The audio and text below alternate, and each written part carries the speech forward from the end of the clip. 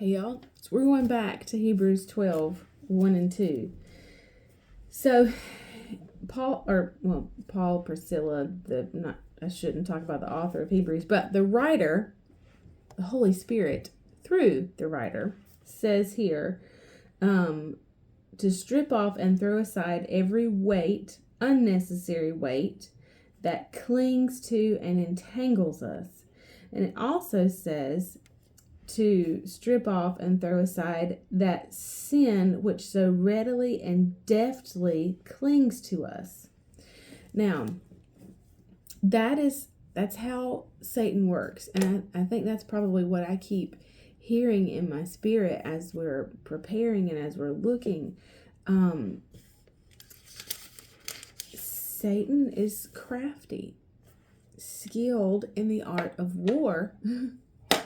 And remember, his sole purpose in being, John 10:10 tells us that the thief comes only in order to steal, kill, and destroy.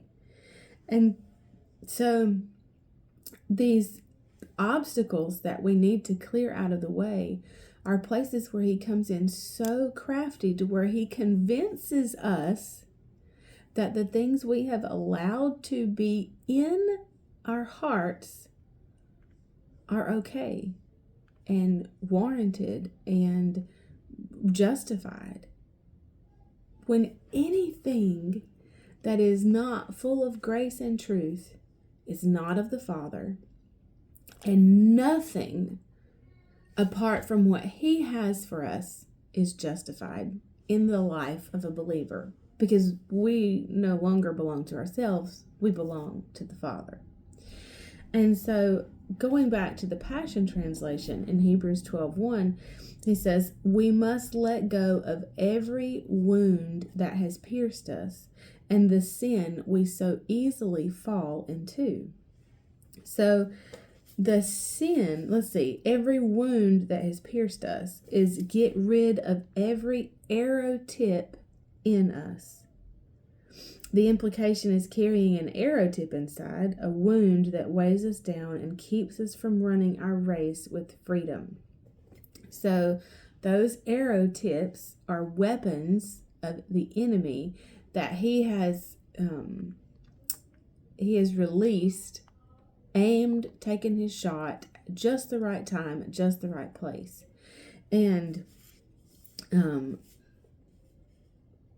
those arrow tips, those wounds, come in. It's not just big things, and it's the big things that hurt us, but it's when we feel like somebody does us wrong, or it's in disappointment, or it's in frustration or hopelessness. All of those things, and the enemy comes in and he just strikes and he strikes and he strikes and he strikes. Those are arrow tips, and every wound that has pierced us and the sin we so easily fall into,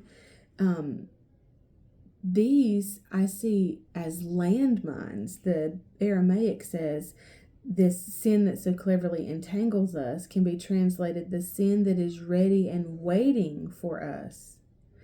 And so as Satan is shooting these arrows and he is, marking them for to do the most damage, to wound us, and that they stick in, he has a plan for your destruction. Just like God has a plan for your success, Satan has a plan for your destruction.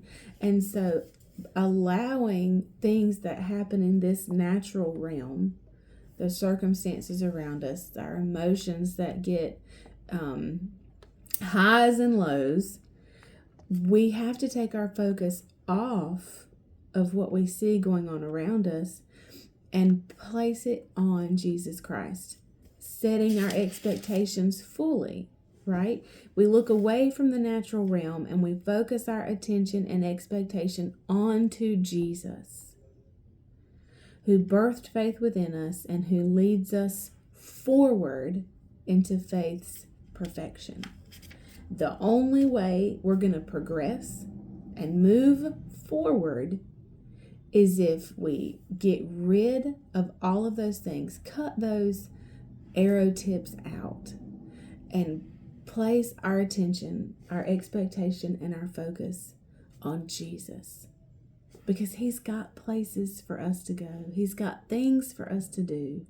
And in order for us to do those things, he's going to have to be able to come in and lead us in that way we should go. We'll pick up here next time. I'll see you then. Bye, y'all.